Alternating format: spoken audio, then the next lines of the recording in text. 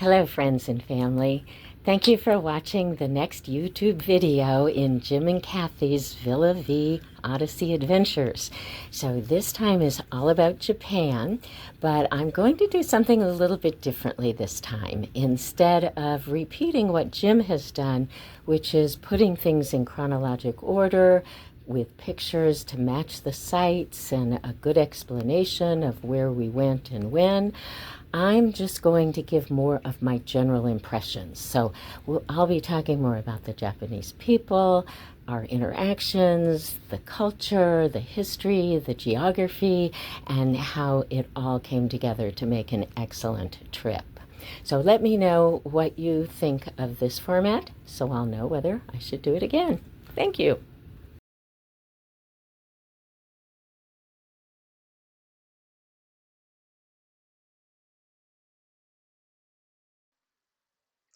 So while I'm talking, I'll be showing pictures of things like Japanese gardens or beaches or ports that don't need a lot of explanation.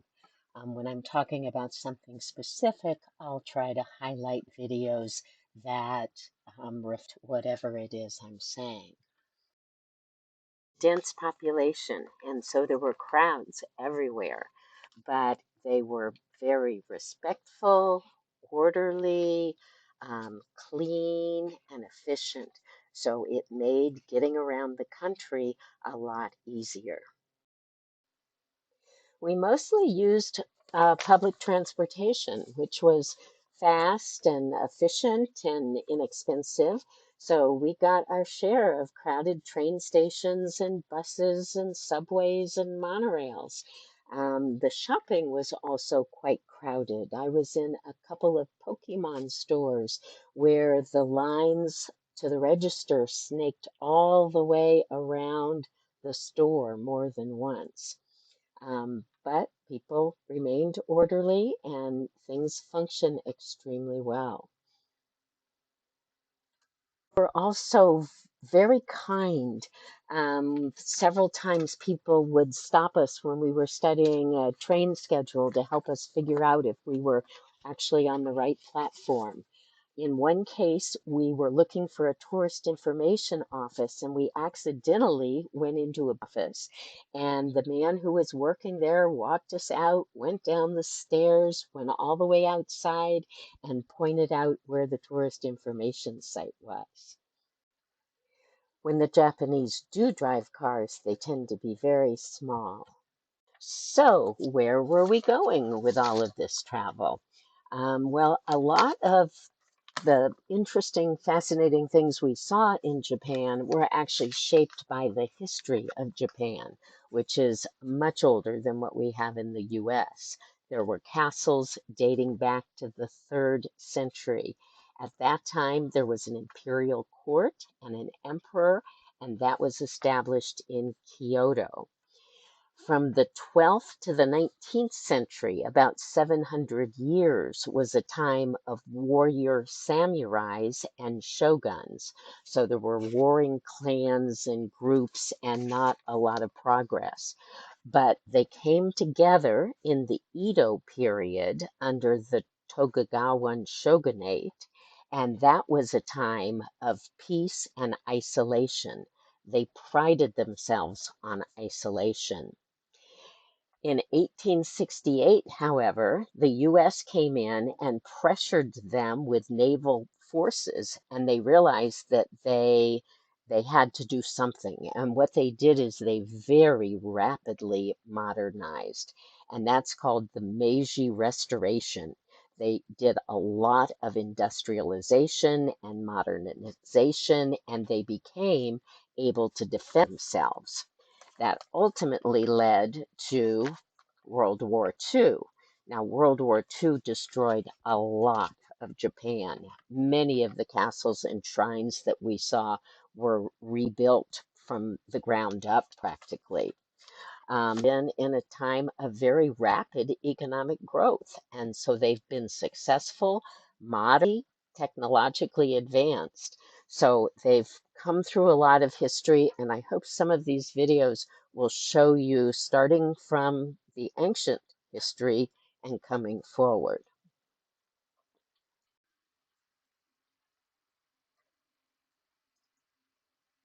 It's hard to show pictures of imperial castles or industrialist compounds or even post-war modernization without talking about Japanese gardens. They are certainly one of my favorite things that I enjoyed in Japan. There is a certain simplicity and elegance to the way they do it.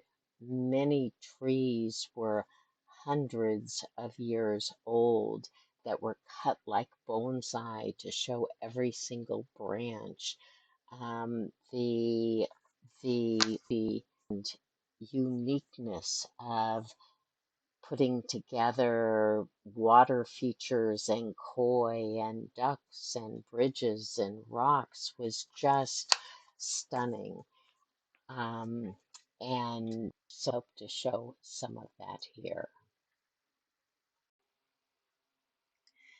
Japanese gardens also play a major role in decorating shrines and temples, which brings up the religious inclinations of the Japanese. There are two main religions. One is Buddhism, which focuses on achieving enlightenment and understanding the self through meditation. Um, the other is Shintoism, which is more unique and indigenous to Japan.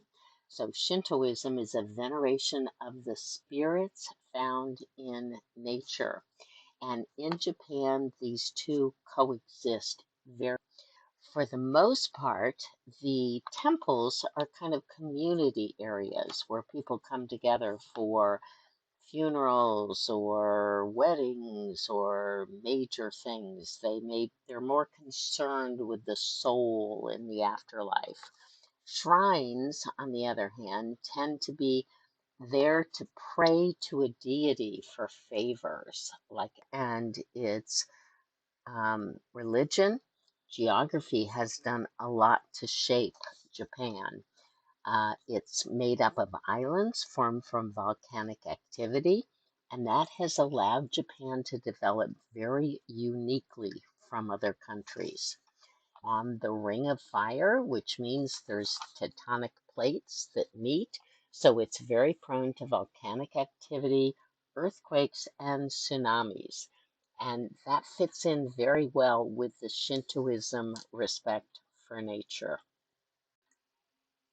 We took a ferry to a active volcanic island and were able to bathe our feet in a delightful hot springs. We also visited an island, Amami, which frankly was one of my favorite places, which is a World Heritage Site of biodiversity. It not only has an animal, the black rabbit, which is not found anywhere else, but it has the largest lagoon in the world. We saw tree ferns and old forest that looked like they were there from the beginning of time.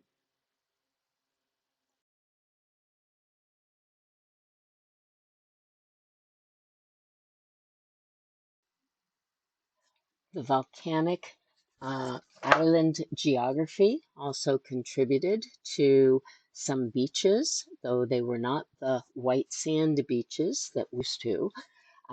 They were more of a rocky gray sand beach. It also contributed to inland geography, including a number of waterfalls.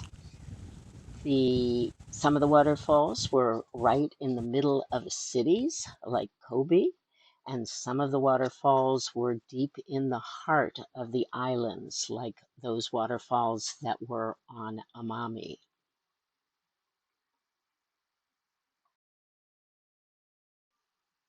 Overall, we were in Japan for a total of 36 days, and during that time, we stopped at 15 different ports. The ports were all varied and unique. In some cases, the city had been built around the port, so we could walk right off the ship and either catch a train or find interesting historical and business areas within walking distance.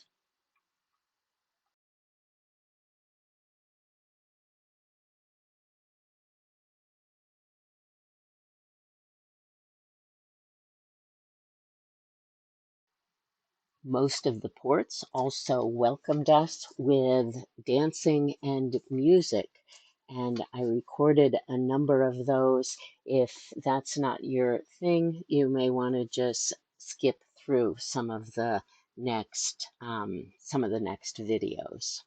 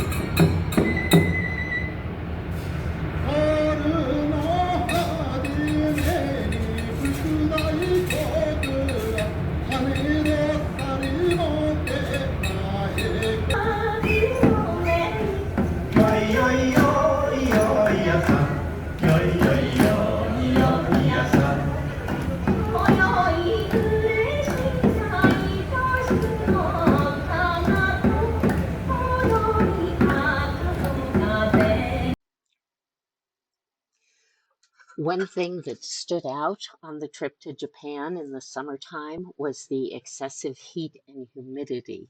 Some of the people on our trip bought vests that have portable batteries and circulate air within the vest, sometimes refrigerated air, which could be very helpful.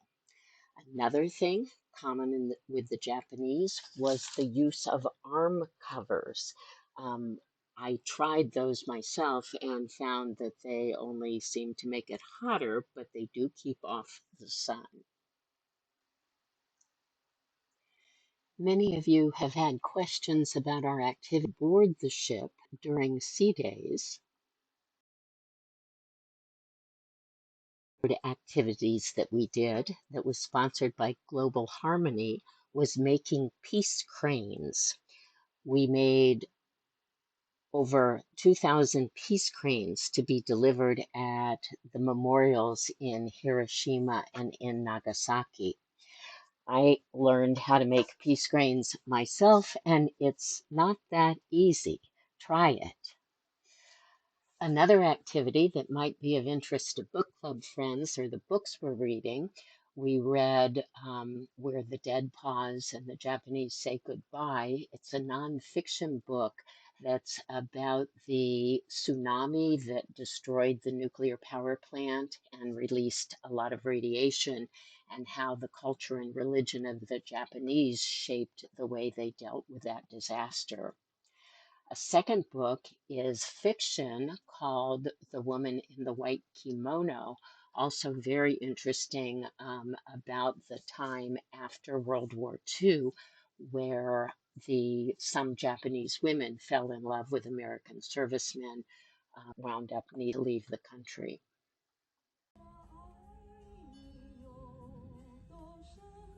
And for my line dance buddies, I wanted to let you know line dancing is going well.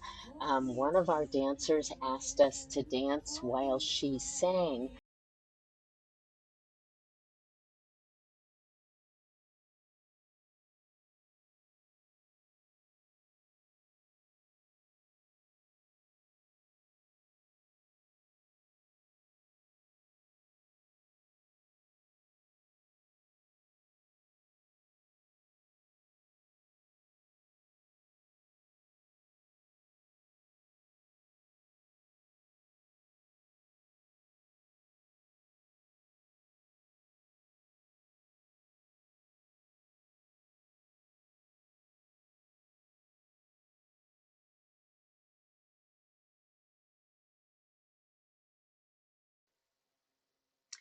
Another onboard activity that's been new and fun for me is that I'm learning how to play bridge.